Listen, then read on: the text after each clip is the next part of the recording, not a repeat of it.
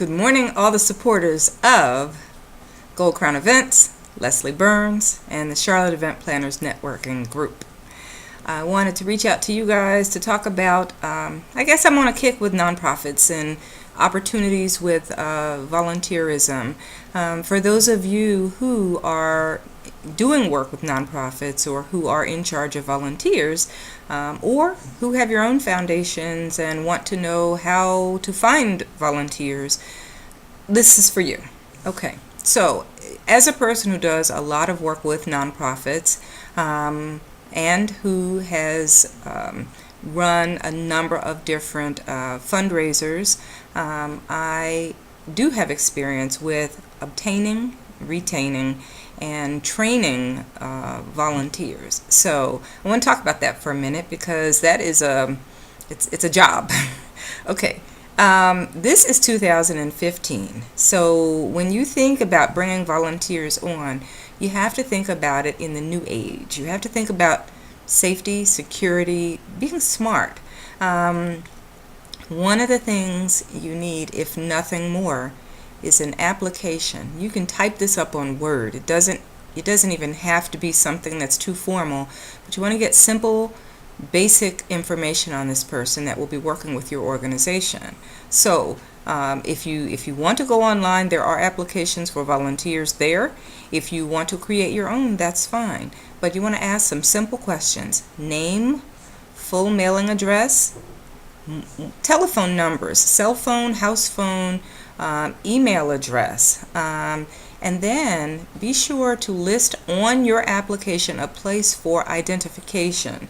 So that means they fill out the identification block and you verify it. But so a driver's license is great. If they got a passport, even better. Anything else might kind of pale in comparison because some of that information can be older, an old job ID or things like that. But, at least you have asked about identification, and make sure you look at it, verify it. Does this picture match the person? Is this address matching what they've put on the application? If not, why not? Oh, that's an old address and you're now living at such and such a place? Well, make sure you make notes on the application beside whatever discrepancy is there so that you know you've had this discussion with them and anybody following you or looking behind has this discussion. If possible, take a current picture of them to place with the application. Whether you use your cell phone or a camera, take a picture and also a copy of their photo ID. And then, now you've got the beginnings of something. On the application, ask about prior experience. What organizations have they worked with?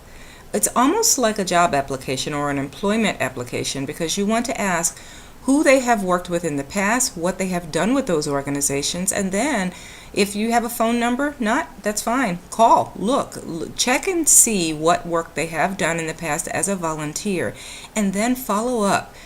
If nothing more, look on Google. Google this person. Who are you going to be working with? Who are you going to be putting out there as a volunteer to serve, with your name or an organization that you're responsible for? Once you have done your Google search, then you might want to also move to the next level and do a background check.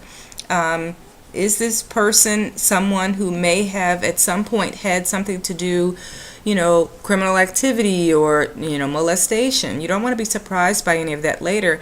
You just want to know who you're working with. I'm not saying that to judge. I'm just saying that to make sure that you understand who you are bringing aboard. At the same time, will this person be working with cash, and are they trustworthy? These are things that you need to know. And not only with cash. I mean, if you have a silent auction and merchandise is being donated, all of that is valuable property as well. Tickets, valuable property. All of these things that could cost the organization if they're misappropriated, you want to make sure you know who's handling them and if they're trustworthy. Okay, so now you've got an application or at least a form for them to fill out, and you've done some background checking, you've made some calls. Let's say you're going to bring that person on. Now, you have to figure out what jobs they can handle, what jobs you're going to be assigning to them, making sure that they are A, capable, but also B, responsible. Are they really going to sit at the station you've assigned them to that night? Are they going to be early or on time? If you've got meetings prior to the big event, look at their behavior, look at the pattern. Do they always come on time? You can pretty much guarantee they'll be on time for the event. Do they always come late? Those are things that will, or they're telltale signs of how this person's going to handle themselves at the event.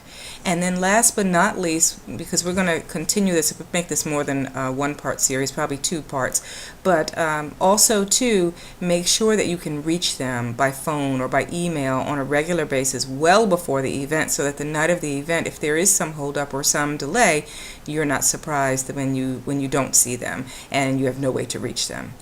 Check back for part 2 of this. I don't want to make these too lengthy. I'd like to keep them short so that you can get little spurts of information.